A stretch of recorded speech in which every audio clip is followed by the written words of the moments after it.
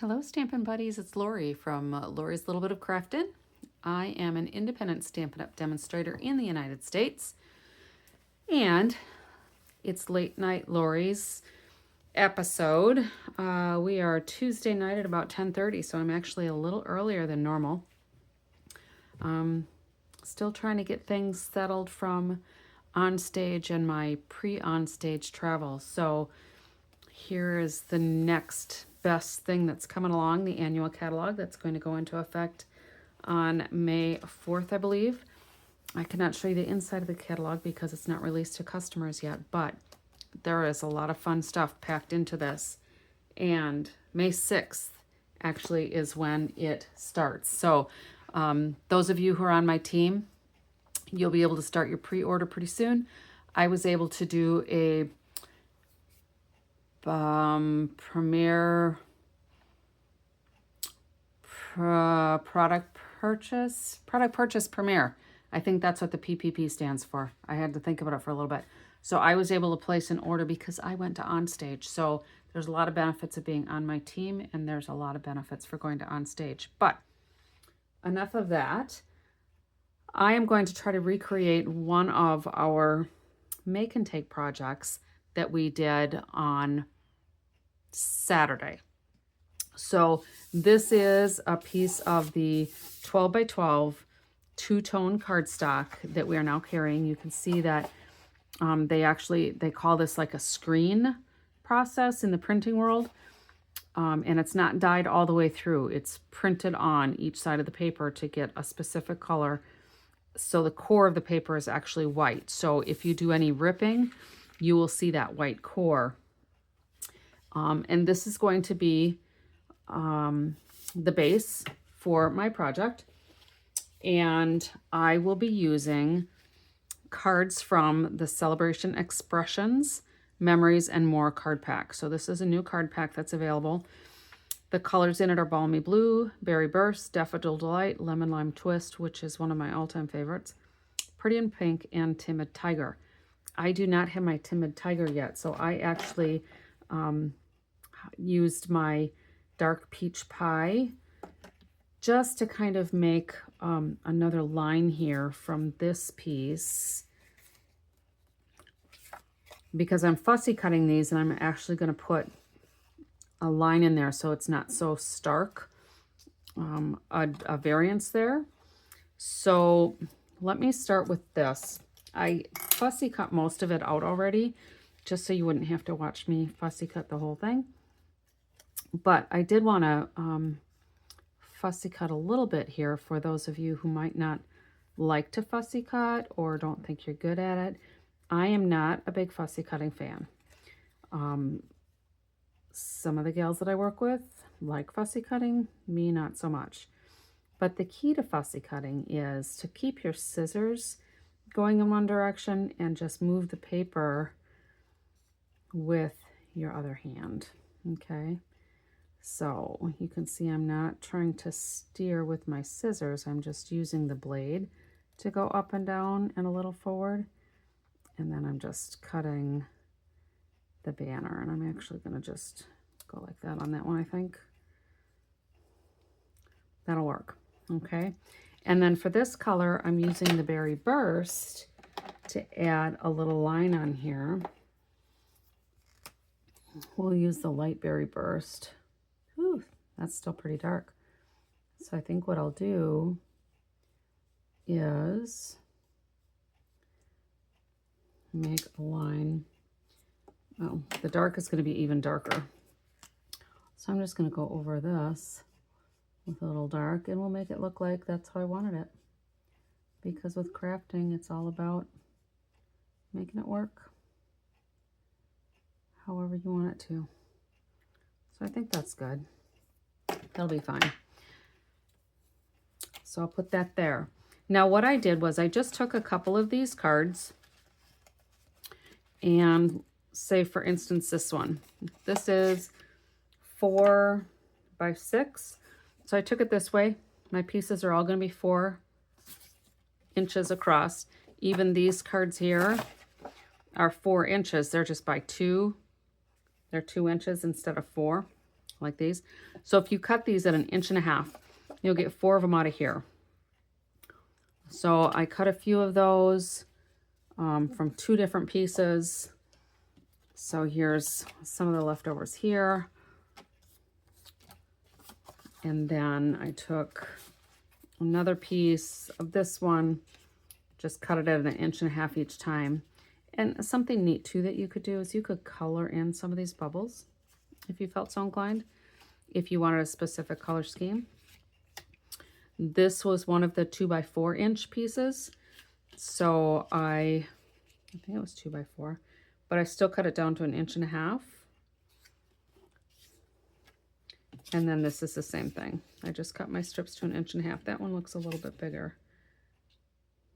Yep, so I'll trim this one down a little bit. I must have miscut that a little bit, or my card was slightly bigger than what I thought it was.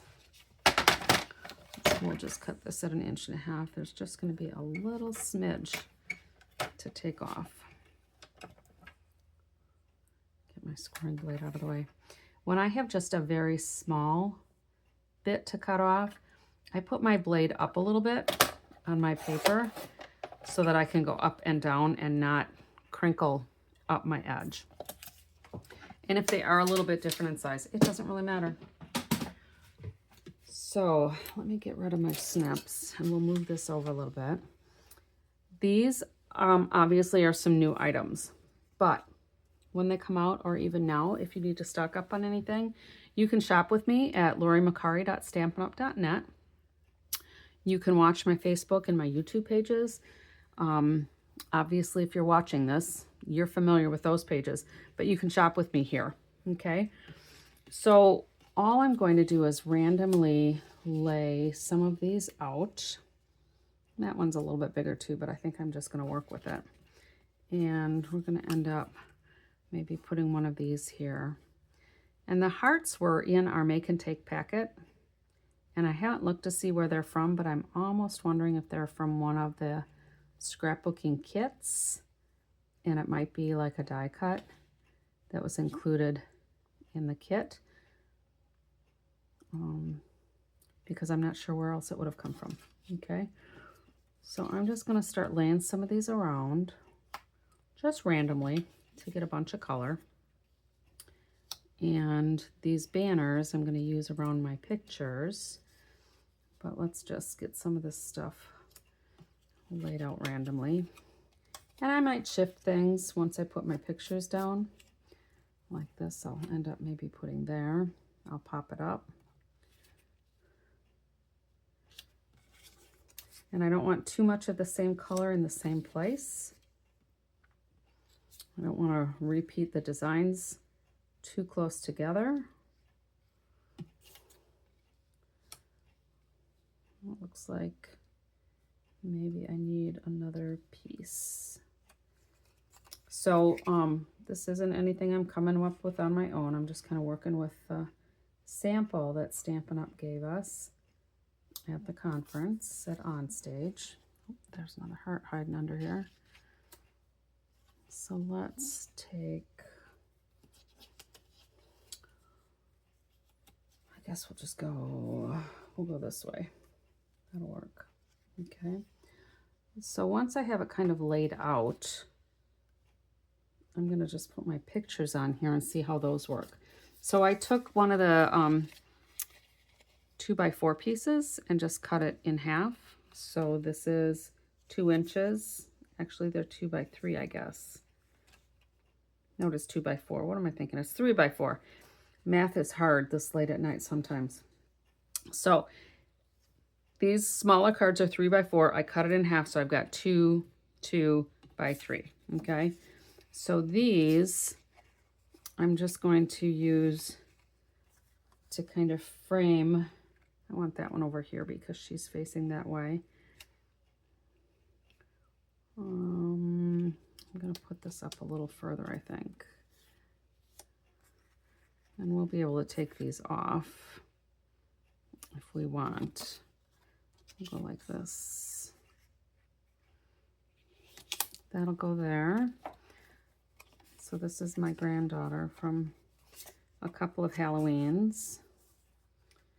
And we'll put that there. And I'm going to stamp with the new Layered Thoughts photopolymer set. So these are see-through, which makes it really nice to line things up. And what I usually like to do with my photopolymer stamps, if I remember it, is I'll take my Versamark and I'll just stamp on my photopolymer stamp to kind of, you know, condition it, if you will. And then when I use my colors, frequently it will give me a better image. So let's just see how it's going to look. And I might need to re-ink my stamps. All right. But you want to use Memento ink on your photopolymer stamps. If you use StazOn, your stamps will definitely be stained. It will go through that photopolymer, where on the red rubber it doesn't do that so much. So let's just see how this looks. I'll just lay it on there, and I'm just going to repeat the same sentiment a few times. Beautiful. So we'll put that one here. We'll put it up here. Now I'm not going to put my Versamark on again, just usually like the first time. We'll see if I can get this a little darker than the first one. We'll see.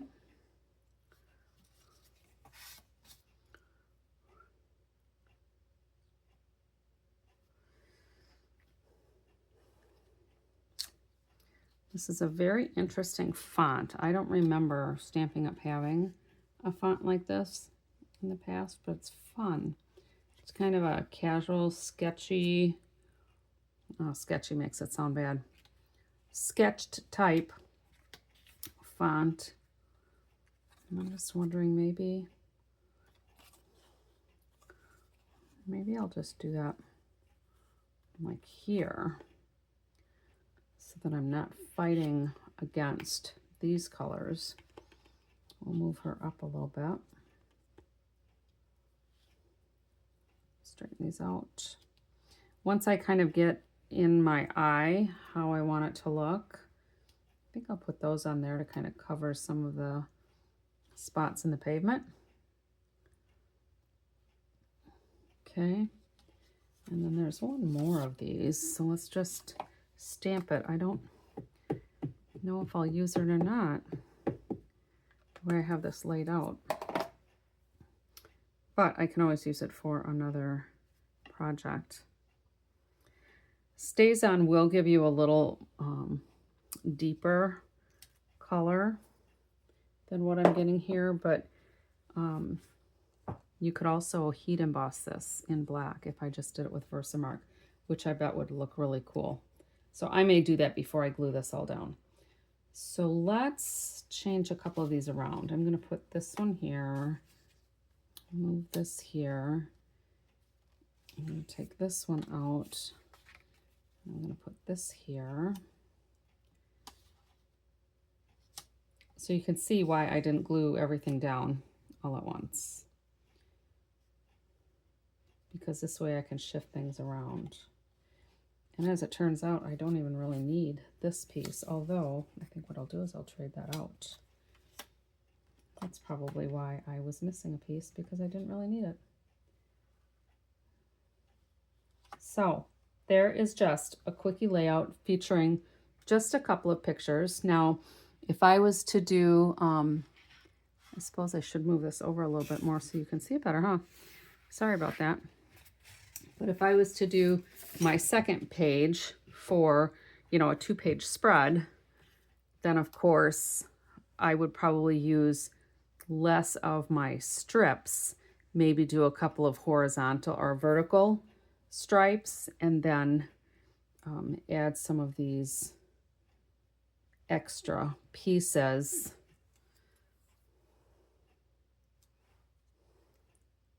I think I like this one over here because the picture is bigger, and we do something like this. So what do you think of that? Those will all get glued down, But as I was saying, what I would do then with my second page of the scrapbooking spread is I would probably use more pictures and fewer strips of color so that I could feature more pictures. So these were my granddaughter for a couple of her Halloween trick-or-treat events. So there. We can put those there. I like it. So quick and easy, and I've got a scrapbook spread. And there are page protectors for these, of course, and Stampin' Up! Now has some albums in the new catalog. So I think what I'll do here too is trim this along that edge and just go right up to the edge of my paper. We'll see if that works. I think that does. I think that works. So that's my project for you tonight. Just a quick and easy scrapbook page. So stay tuned for some more ideas. I will keep posting from my OnStage goodies that I got. So thanks for stopping by. Lori's Little Bit of Crafting. Until next time, happy stamping.